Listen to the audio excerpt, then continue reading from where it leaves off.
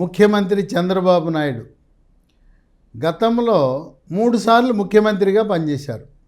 ఇప్పుడు 4వసారి పనిచేస్తున్నారు. 4వసారిలో ఆయన ముఖ్యమంత్రిగా పనిచేస్తున్నప్పుడు ఆయన పనితీరే పూర్తిగా మారిపోయింది. గతంలో 3 సార్లు జరిగిన లోపాలను సవరించుకుని ప్రజాభిప్రాయం, పార్టీ శ్రేణులు, కార్యకర్తలు, నాయకుల అభిప్రాయం మేరకు నడుచుకుంటూ మళ్ళీ 2029లో కూడా ఇదే కూటమి, ఎన్డీఏ కూటమి, తెలుగుదేశం, జనసేన, బీజేపీ మరొకసారి అధికారంలోకి రావాలనే సంకల్పంతో ఇప్పుడు చంద్రబాబు నాయుడు మారిన ముఖ్యమంత్రి. ఆయన ఎన్ని చెప్పినా మారడు అనేవారు ఆశ్చర్యచకితులవుతున్నారు.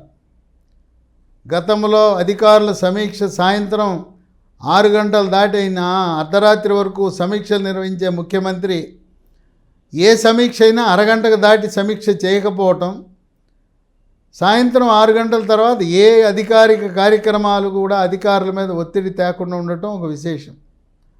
అంతేకాకుండా ముఖ్యమంత్రి అయ్యి ప్రభుత్వం ఏర్పడిన తర్వాత 2 సంవత్సరాల పాటు నామినేటెడ్ పదవులు నింపుదామనే ఆలోచన కూడా ఉండేది కాదు గతంలో. దానికి భిన్నంగా ఇప్పుడు చంద్రబాబు నాయుడు నామినేటెడ్ పదవులు నింపాలనే ప్రక్రియకు శ్రీకారం చుట్టారు. దీనికోసం ముఖ్యమంత్రి కార్యాలయంలో ఒక ఐఏఎస్ అధికారికి ప్రత్యేకంగా బాధ్యతలు కూడా ఇవ్వడం జరిగింది.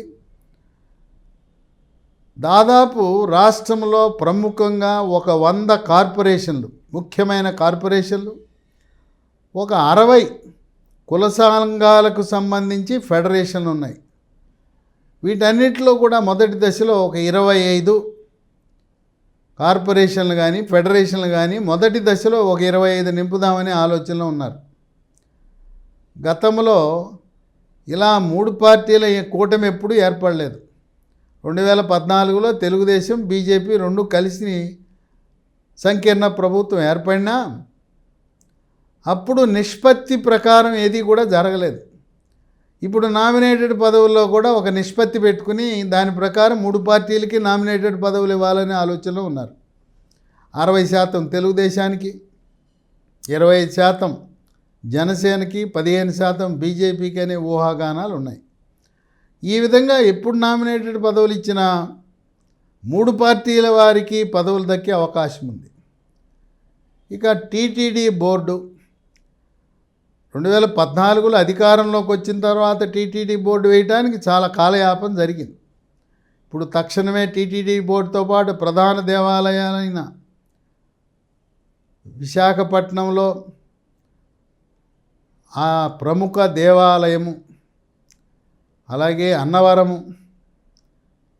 కనకదుర్గమ్మ దేవాలయము, అలాగే శ్రీశైల దేవాలయం, ఇలాంటి ప్రముఖ దేవాలయాల పాలక మండళ్ళు, ట్రస్ట్ బోర్డులు త్వరితగతిన నియామకం చేసి వెంటనే నామినేటెడ్ పదవులు శ్రీకారం చుడితే 5 ఏళ్ల కాల వ్యవధిలో 3కి 3 టీములకు అవకాశం వస్తుంది.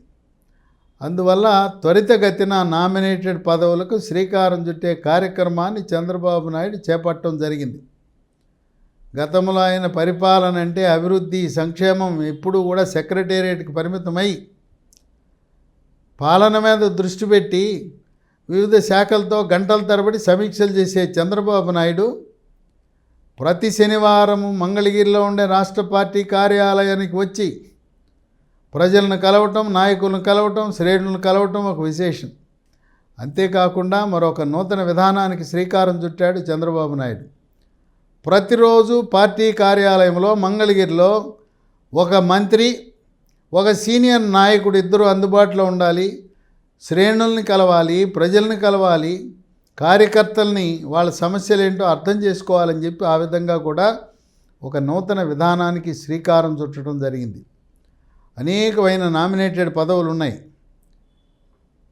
వీటికి నీటి సంఘాలు ఉన్నాయి. నీటి సంఘాలు, ఆహార సలహా కమిటీలు, తర్వాత మార్కెట్ యార్డులో డైరెక్టర్లు, అలాగే సహకార సంఘాలకి నామినేట్ చేశారు. అలాగే సహకార సంఘాల్లో కొన్ని పదవులు, ఆ విధంగా గ్రామ స్థాయి, మండల స్థాయి, జిల్లా స్థాయి, రాష్ట్ర స్థాయిలో ఉండే నామినేటెడ్ పదవులు భర్తీ చేయటానికి శ్రీకారం చుట్టడం అనేది ఒక విశేషం. తెలుగుదేశం పార్టీ, జనసేన, బీజేపీ పార్టీలు వారి వారి నాయకుల జాబితా, శ్రేణుల జాబితా, కార్యకర్తల జాబితా, ఎవరైతే ఎన్నికల్లో ఆర్థిక వనరులు వెచ్చించి సమయం కేటాయించి పోలీసు కేసులు, జైళ్లను లెక్క చేయకుండా పనిచేశారో అటువంటి వారికి నామినేటెడ్ పదవులు ఇచ్చి వారిని గౌరవించాలనే సంకల్పంతో చంద్రబాబు నాయుడు మారిన మనిషి. 3 సార్లు పరిపాలన చేసిన చంద్రబాబు నాయుడు కాదు, మనం కొత్త విధానములో కొత్తగా కనపడే చంద్రబాబు నాయుడని అందరూ అధికారులు, ఉద్యోగులు, పార్టీ శ్రేణులు, చూసిన వారు కూడా ఆయన నూతన వ్యవహార శైలి పనితీరును చూసి విస్తుపోవటం, ఆశ్చర్యపోవటం అనేది వాళ్ళ వంతు అయింది.